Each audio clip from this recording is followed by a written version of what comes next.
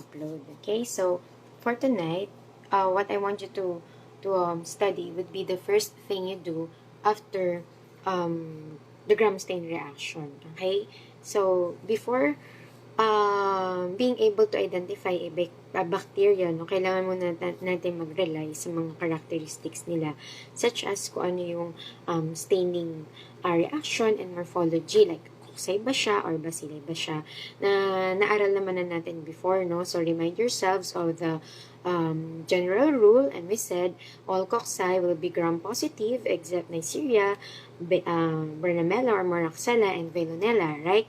And all bacilli are gram-negative except yung kinabisado nating black men. Okay? So, if ever na ang yung gram stain reaction is positive, alright, ang next thing or next biochemical test that you should do is a catalase test. Okay? Therefore, the purpose of your test, catalase test, is to differentiate your positive bacteria. Sabi natin, most likely, these are our gram-positive cocci. Okay? In other words, our catalase test is one test that can differentiate our gram-positive cocci. There are three main families na important sa ating gram-positive cocci. Okay? So, lista ko lang dito. Now, we have the Staphylococcus family, the Micrococcus family, and the Streptococcus family. Okay? Itong catalase test na to ang magdi-differentiate sa grupo ng Staphylococcus at Micrococcus from the group of Strep, because Staphylococcus and Micrococcus will both be positive while our Streptococcus will be negative. In other words, make sure na alam mo na kapag sinabing catalase positive, gram-positive cocci, ang pagpipilian mo lang is either Staphylococcus or Micrococcus. Alright?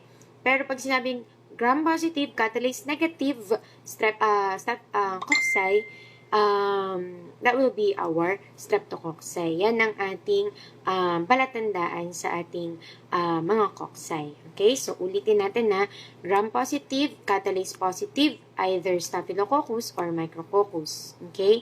Gram-positive, catalase negative would be Streptococcus. Okay? Si Staphylococcus, may tatlo pa siyang species. Okay? May tatlo pa siyang species na tatandaan. Si Staphylococcus aureus, si Staphylococcus saprophyticus, at si Staphylococcus epidermidis. Okay?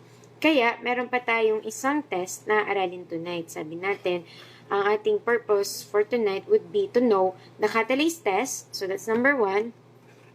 And number 2, the coagulase test, because coagulase will be your biochemical test to differentiate the species of Staphylococcus. Okay?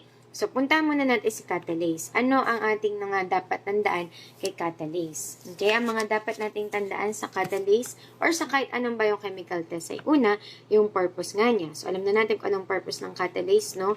So, ganito gagawin mo sa iyong flashcard. So, after mo alamin yung purpose, alright, alamin na natin yung reagent. The reagent used in the catalase test is 3% hydrogen peroxide. Okay? Ang purpose kasi ng catalase test mo is alamin mo kung itong enzyme ba na to ay present sa bacteria. Because if it is present, it catalyzes the breakdown of H2O2 into water and oxygen. Okay? Into water and oxygen. So, pag nag-iwalay na si water and oxygen, because of the enzyme catalase, siya ang maghihiwalay nun eh. So, H2O2 yung buo. Tapos, pag nandiyan si catalase from your bacteria, mapapaghiwalay daw niya ang water and oxygen, makakabuo ka ng bubbles. So, ang positive result natin sa catalase test ay pagkakaroon mo ng bubbles. Okay? Kung ang bacteria mo ay walang catalase, so yung H2O2 mo ay mananatiling H2O2. And therefore, hindi sila mapapaghiwalay, kaya walang bubble formation. And again, that will be a negative result. Okay, so negative result will be no bubble formation. Okay, no bubbles. Another term for this bubble formation is effervescence.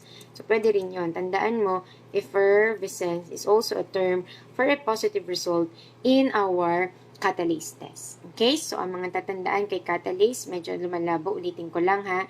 Catalase test detects the ability of your bacteria to produce the enzyme catalase, which will hydrolyze hydrogen peroxide into water and oxygen. And if it does, the positive result is positive bubbles or effervescence. Kung walang catalase enzyme ang iyong bacteria, hindi niya kayang galawin ang reagent mong hydrogen peroxide, kaya it will stay hydrogen peroxide and therefore there will be no bubble formation. Okay? So again, lista ulit natin dito ang mga magpa-positive at negative sa ating catalase test ay positive for Staphylococcus, okay? Positive for Staphylococcus and negative for Streptococcus. Kaya, yung mga controls, kailangan memorize natin itong mga control organisms.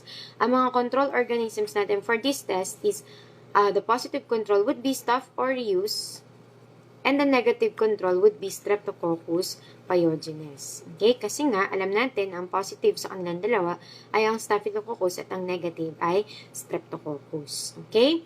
So, this is what you need to know for catalase. Dapat tonight, hindi ka pwedeng matulog hanggat hindi mo nakabisado ang reagent, ang positive and negative result, at ang ating positive and negative control for catalase. Okay? So, balik lang tayo sa una nating diagram. Sabi natin, pag gram-positive, catalase test ka muna. Pag nag-positive sa catalase test, it's either Staphylococcus or Micrococcus. Pag nag-negative sa catalase test, sure ka na Streptococcus yun.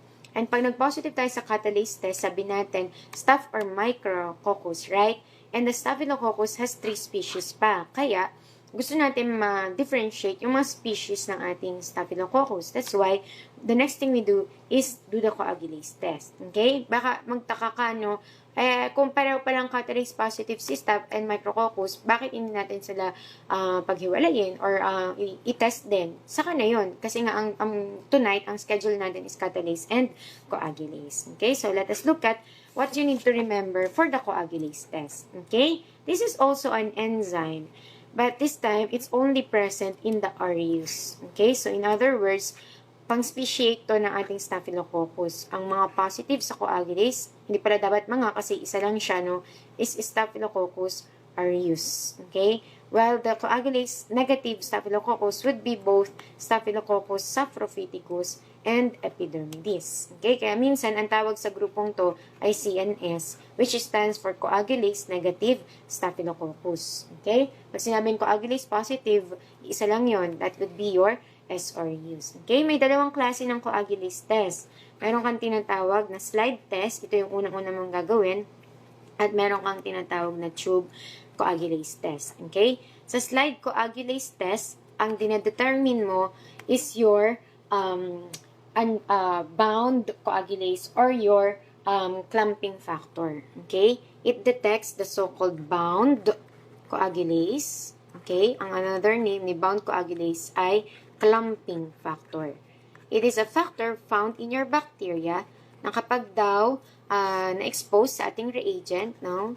Ang ating reagent ay rabbit plasma. Okay? Plasma. A plasma contains fibrinogen. So, rabbit plasma na may anticoagulant na EDTA. This is important. Okay?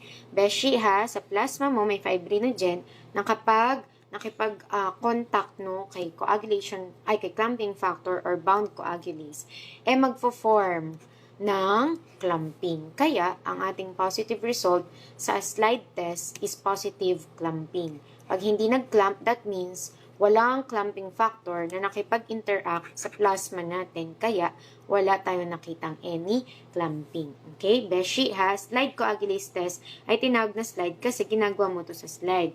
Okay, naglalagay ka rito sa dalawang bilog mo ng isolate mo. So, kunwari, may isolate tayo nilagay dyan, may isolate tayo nilagay dyan. Dalawang bilog, yung isa ang nakalagay dito, plasma. Yung isa ang nakalagay dito, NSS, for control. Okay, so, kunwari, positive sa coagulase yung bacteria mo, pag nilagay mo siya dyan sa plasma, unti-unti yan magpapakita ng clumping. Okay?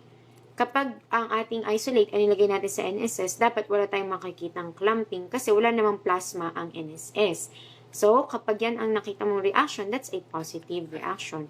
If ever na parehong nagkaroon ng clumping, that means, uy, pangit yung iyong setup. Kasi, bakit nag-auto-agglutinate ang iyong bacteria sa NSS nang walang dahilan? Kaya, if ever magkaroon ka rin ng clumping sa drop ng NSS, mali yun, no? Invalid ang iyong test. You have to repeat it again.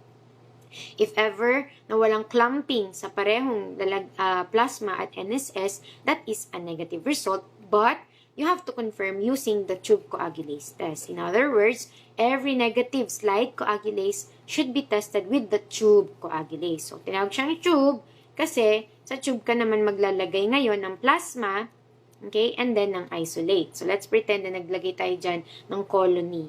Okay? So, dito naman, instead of the bound coagulase, this time you are trying to detect the presence of the free coagulase. Okay?